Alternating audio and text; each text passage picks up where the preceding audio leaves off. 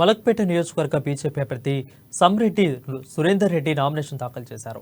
ఈ కార్యక్రమంలో గోషమహల్ బీజేపీ అభ్యర్థి రాజాసింగ్ పాల్గొన్నారు. గడ్డి అన్నారంలోని బీజేపీ కార్యాలయం నుంచి రాజాసింగ్ ర్యాలీ నిర్మించారు. అనంతరం నల్గొండ క్రాస్ రోడ్లోని ఆర్టీఓ కార్యాలయంలో నామినేషన్ దాఖలు చేశారు. మలక్పేటలో ఎంఐఎం నేతలు గుండాయిజం అణిచివేయాలంటే బీజేపీతోనే సాధ్యమవుతుందని ఆయన అన్నారు. అభివృద్ధి, శాంతి భద్రతల కోసం బీజేపీని గెలిపించాలని పిలుపునిచ్చారు.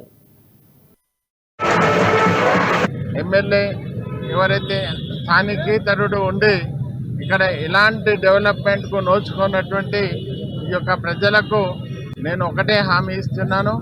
ఈ యొక్క మలక్పేట్ కాన్స్టిట్యున్సీలో ఉన్నటువంటి ప్రతి పేదవానికి నరేంద్ర మోడీ గారు ఇచ్చేటువంటి ఆవాస్ యోజనలో భాగంగా ప్రతి ఒక్కరికి కూడా ఇప్పించేటువంటి పని చేస్తాను.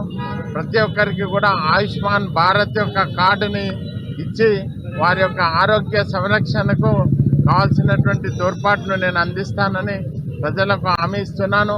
అదే రకంగా ఈ యొక్క మలక్పేట్ కాన్స్టిట్యున్సీలో డిగ్రీ కాలేజ్